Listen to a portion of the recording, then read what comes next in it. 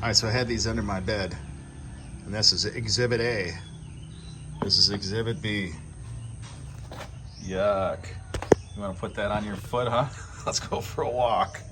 Oh, look at the mold on there. Is that disgusting or what? All right, look at how gross this is underneath the bed. You're wondering why I didn't sleep in here? Oh my God.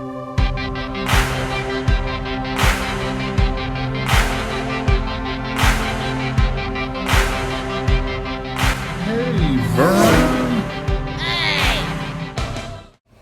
It's gonna be some work, but you know, I'm happy to do it. I'm eager to get started, and I'm gonna feel like I'm gonna be really OCD at this point after seeing this place the way it is and the way I had it. Yeah, I got some work to do. So, all right, you guys, Operation Resurrection begins. I haven't had a shower yet, but I figure I better try to clean my motorbike first because I got to have some wheels. And I need to take it down to the shop. I'm gonna let them pull the tank. They can do it a lot faster than I can. I turned off the valve and I ran the fuel out that was in the carb before, but the fuel in the Philippines is so terrible that if you're running a carbureted vehicle, you're gonna probably have to have the carburetor cleaned within, I would say, 4 to 6 months. That's really common. So before, when I was leaving, I could tell it was starting to sputter. The jets were getting a little plugged. So it's time. So I'll show you the full extent of what I'm looking at. So if you knew me before and you knew how I kept my bikes, you see it now. There you go, guys. There you go.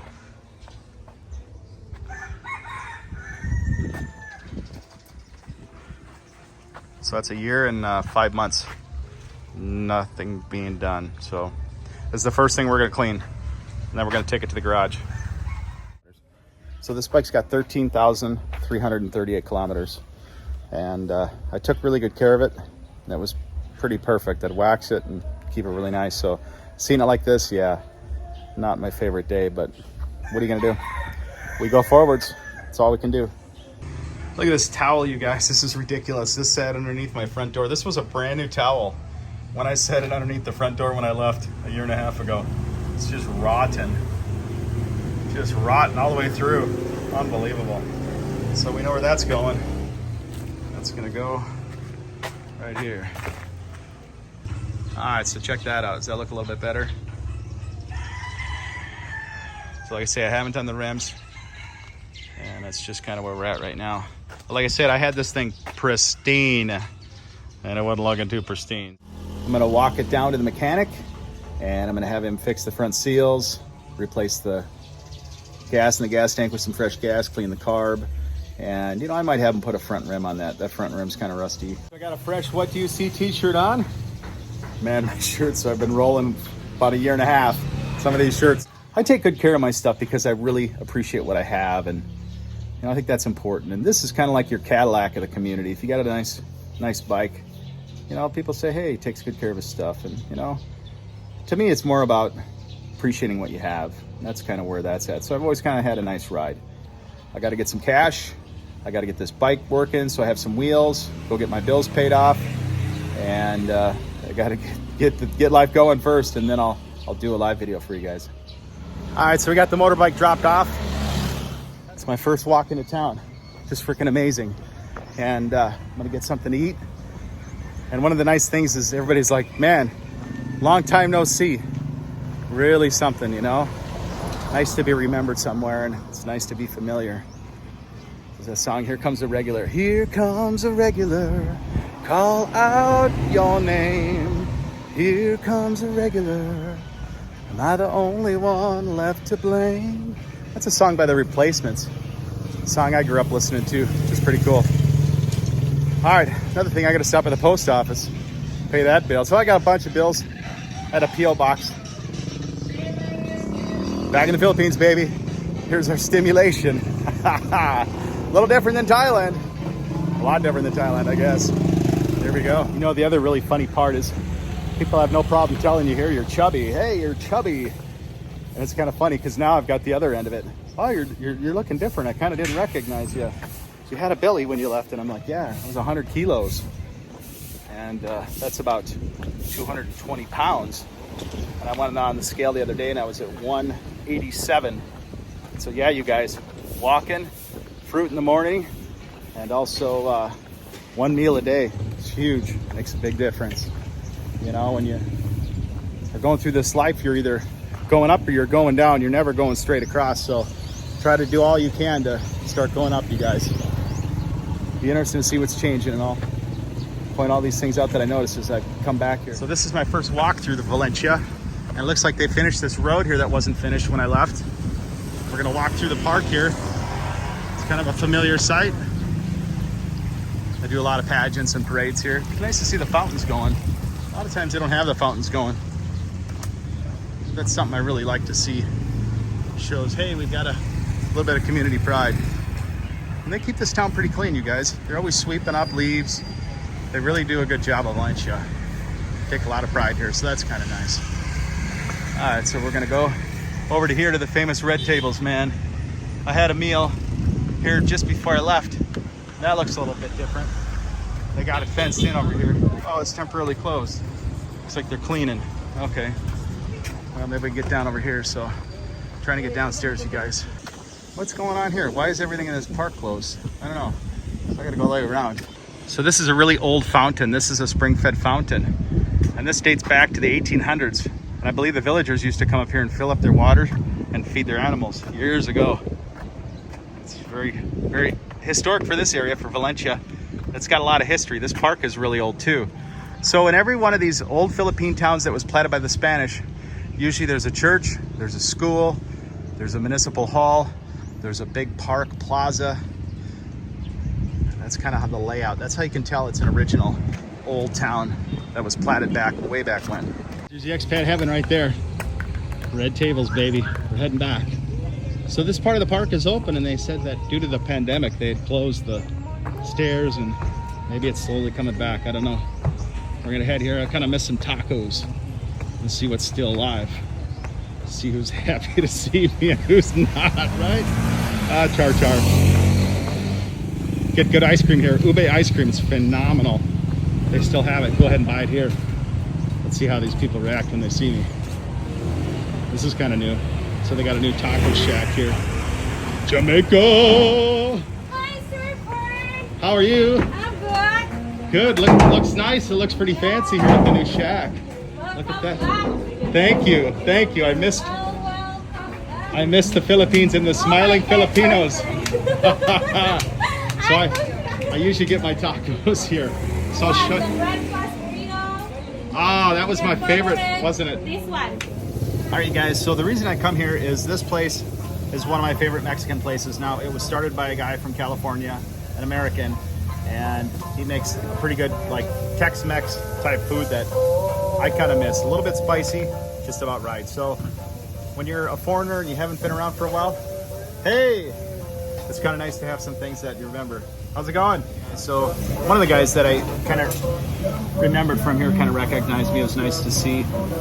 And yeah, I feel like I'm home, you guys. I've come home. Full circle. I'm really excited for that. So yeah, once I get my house tuned up, I get my wheels rolling, we're gonna hit the road right away. I got a few people I need to see, and gonna hit the ground running. So this is the El Gringo, you guys. It's 150 pesos. Look at that. We're gonna dig into that. Just like I remember, very consistent, very tasty, very flavorful. So when you're on the road, you really miss things that kind of remind you of home. And I miss these from Valencia. I used to eat a ton of these. That's my first stop, you guys. We're gonna take a bus into town because my wheels are being worked on. So this is the new normal. So it's pretty cheap, but they got these little dividers you gotta sit in here with now. The new normal. See, I'll tell you how long it's been since I've been here.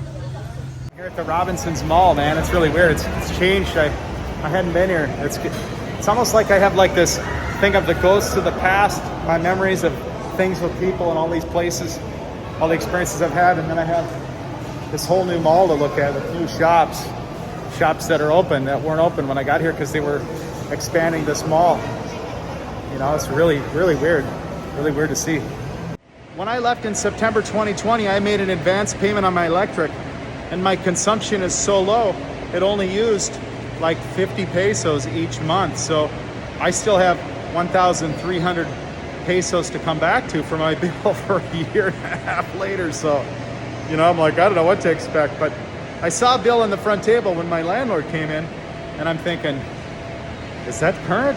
And I think it was from like January, and it showed a balance, and it showed the bill zero because I had money. I think I put like $3,000 to $5,000 ahead. So if you plan on leaving and you're not sure if you're going to be able to come back, really putting in advance is huge because then nothing's disconnected. My electricity was going. Yeah, so super beneficial, you guys. So here's my heads up tip for the day. If you're living here, don't drink the water. Don't drink the water, don't drink the water. So I have a box on the back of my motorcycle, and I just throw a bungee on these, and then I squeeze my butt on here, which is kind of uncomfortable, but I'm not too far to go. And the thing to think about is these here are 30, 35 pesos to fill, and a bottle of water that's probably from here up to here is about 20 pesos. So yeah, fill these dudes up and you'll be doing good. All right, so let's look at the laundry machine. The laundry machine looks pretty dirty right now. Look at this thing. All the junk in here. Bicycle looks like it just kind of sat out through a 100-year storm. Looks terrible. Look at this thing. This thing wasn't looking like this when I left. Oh my gosh.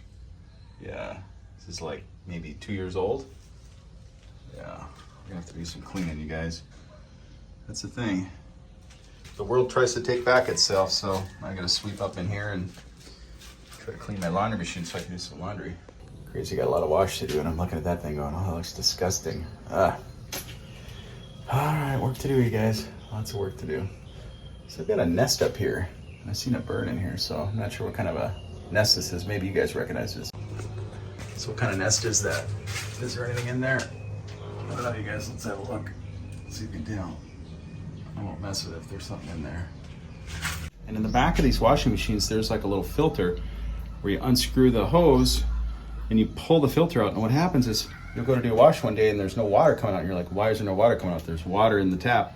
What happens is these places are often stream fed. So you'll get sand and gravel and mud that sometimes will come through the pipes and will plug up your washing machine. So I'll show you what to do.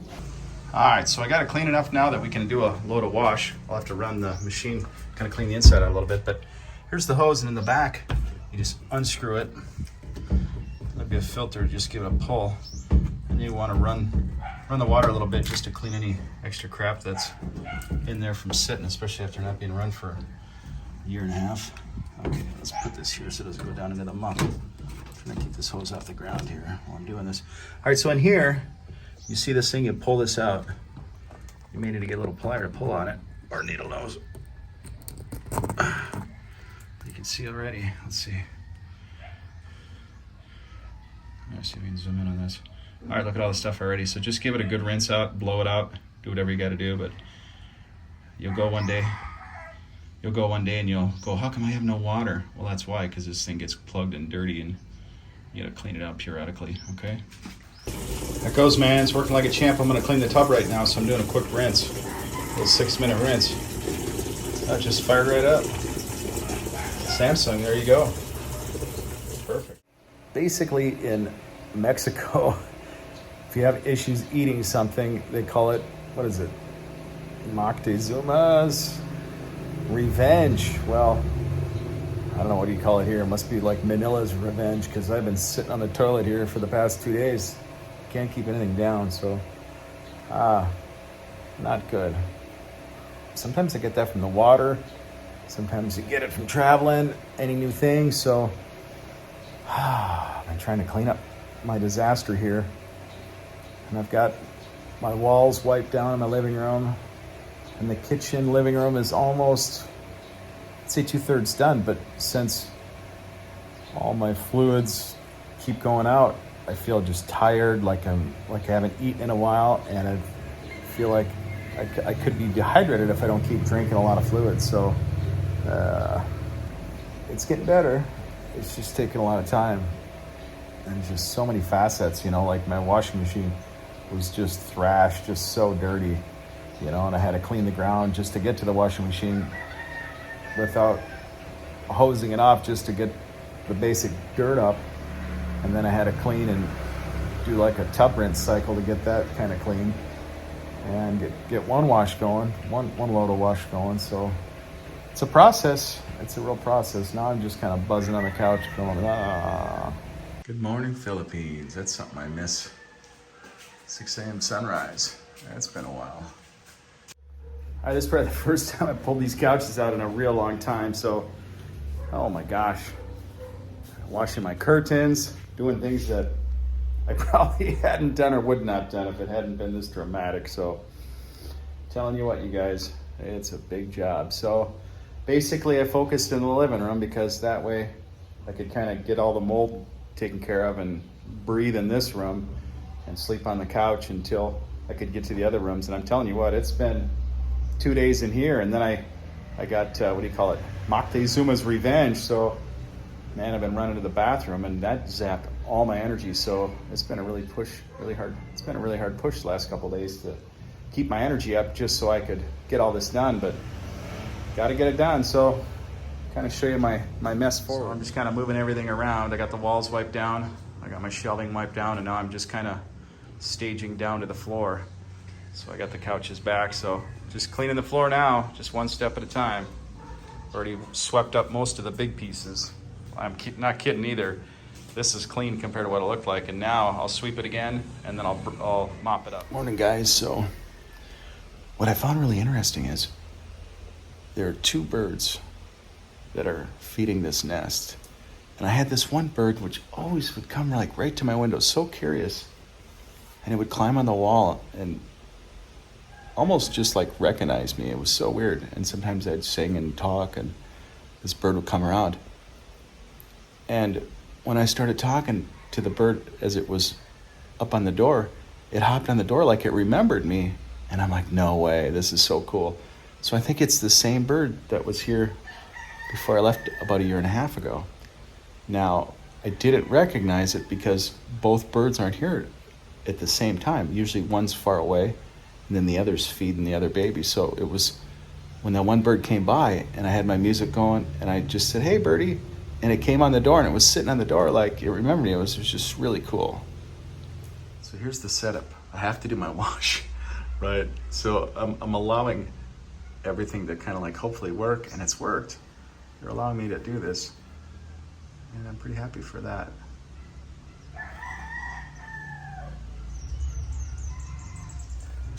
Look at that. That's cool, huh? So as long as I stay still, they don't seem too bothered. So there was a cat yesterday, and it was up on this perch up here. And I figured, you know, cat, if you got one of these birds, then all these other birds are gonna die, so that ain't gonna happen. So I gave that cat a boot. All right, so after the typhoon, we lost a lot of fruit trees around here. My neighbors lost a lot of their trees. So I think what happened was a lot of these little critters, they're at a disadvantage, and they needed to find new homes. So it found my clothesline tree to set up shop again. That's a good spot because the wind doesn't get in here. So as long as it wants to stay here, I'll let it stay here. So I'm okay with that. What I should maybe do is maybe build like a regular house for it so it has a real house. I pulled everything out of the clothes hanging area that I have. I'm not sure what you call that. Maybe call it a hutch. I wouldn't call it a dresser because it's not enclosed, but before I noticed there was mold getting on the clothes when I had the doors on. So I took all the doors off except for 2 doors at the bottom. And I don't know why I left those on. Would have taken a second to take them off. And wait till you see the mold that those doors held closed. So here's the issue. The elders in the Philippines, they knew what was going on here. They knew how to live and survive here. And we've lost the art of basic living here. Why? Because we're building places on the ground level. Why is that a problem? Because you have all the moisture coming up right through the ground. We're in the jungle. It's always humid. We have tons of moisture issues. Now, what the elders did is they built off the ground. Their house began on the 2nd floor. So the bottom part was just open air, so the air could circulate through there. And they probably didn't have the mold issues. They probably didn't have the sickness issues. So I'm telling you what, guys, if you build a house, don't build on the ground level. Not a good idea, because you're going to see the mold that I've got in this room. And now I have to deal with that. Now, it's not like a black mold. It's kind of a white mold. I don't know if there's any difference in health-wise, but in any event, it's not ideal. So I got to get rid of that. And that's why I didn't sleep in this bedroom, because it was so strong. I'm like, oh my God, I can smell it. And it's on all the walls and everything. So that's why I literally had to like work in the living room, sleep in the living room, blow the air through the living room, and try to maintain not getting sick while I'm trying to live in here, survive, and restore things. So it's been a challenge. And people are like, well, how come your video's not up? Because I had to do all this crazy stuff here. You know, there's a lot of clothes I'm throwing away. Some things are musty that just, even with Clorox and a bunch of stuff added to the water, still not getting rid of the mustiness. So it's just gone, just out the door. So it's a challenge. You know, Ramondo said something that was interesting. He said, well, at least it's dry.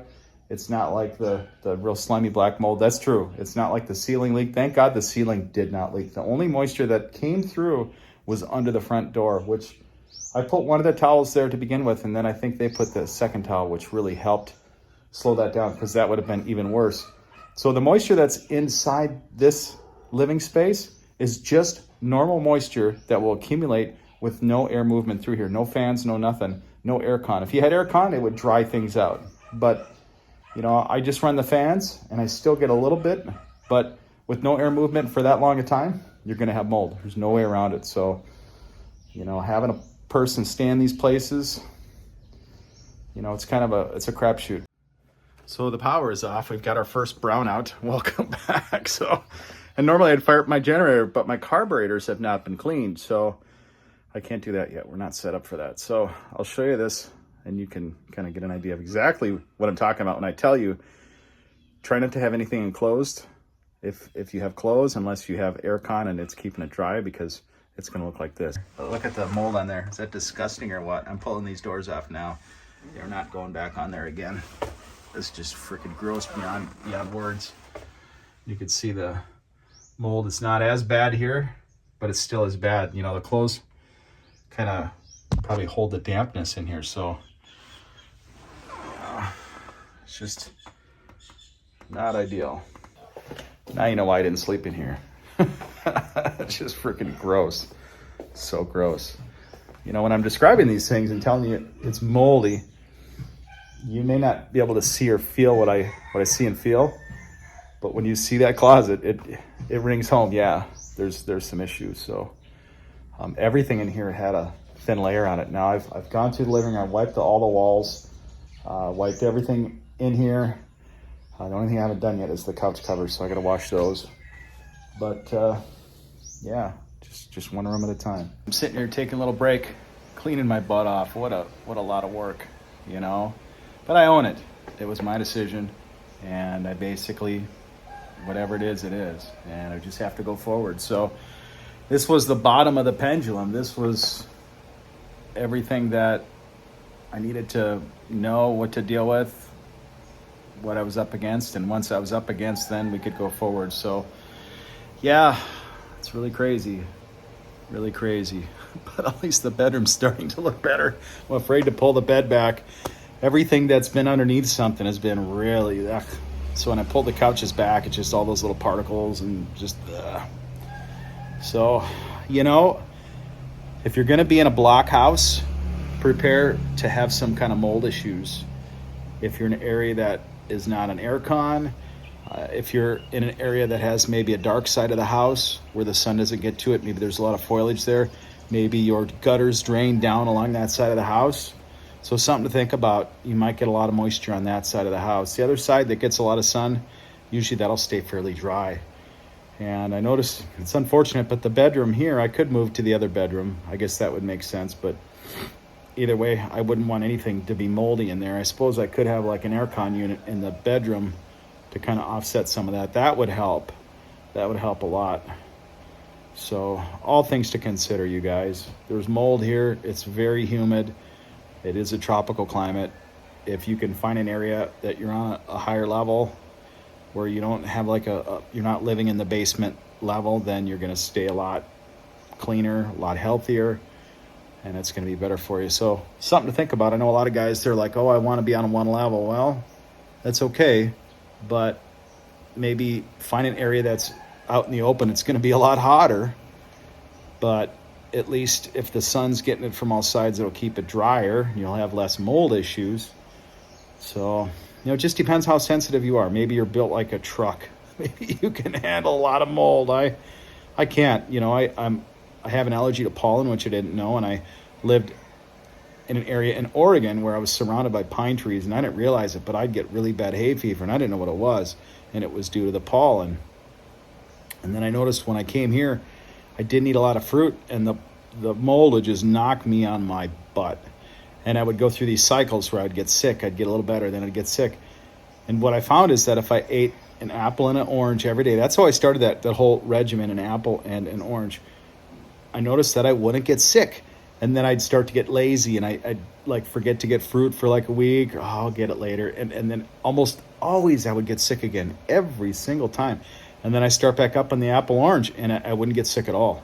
And I'd go for just forever without getting sick. So, you know, living in a tropical climate takes something to get used to. It takes time to acclimate to. It takes time to acclimate to the climate, and it takes time to acclimate to the germs and the microbes and everything else. And I have a rule in the Philippines: if you're eating something and it falls on the floor, it's gone. It's gone. You do not touch that again. Back in America, we had like a 2-second rule, but here you have so much stuff going on. You got roaches and ants and all sorts of things on the floor. Maybe stuff you can't even see. If you drop it on the floor, you best let it go away. All right, look at how gross this is underneath the bed. You're wondering why I didn't sleep in here? Oh my gosh, it's nasty. It's a really good mattress. So I tell you what, guys, put something down on your bed, like a blanket before your mattress, and it'll keep your mattress nice, or even plastic on the bottom. So it's held up pretty good, but this is gross. I got to try to sweep underneath here. This bed's really heavy, and mop the hell out of it. So yeah, gross. And then I can start to put this room back together after this mess is cleaned up. Yuck. This, my friends, was just what was under the bed. All right, so we cleaned under here. The floor's a little stained. Not much I can do about that, but it looks a little bit better now, huh? It's a good start. Hey, Vern.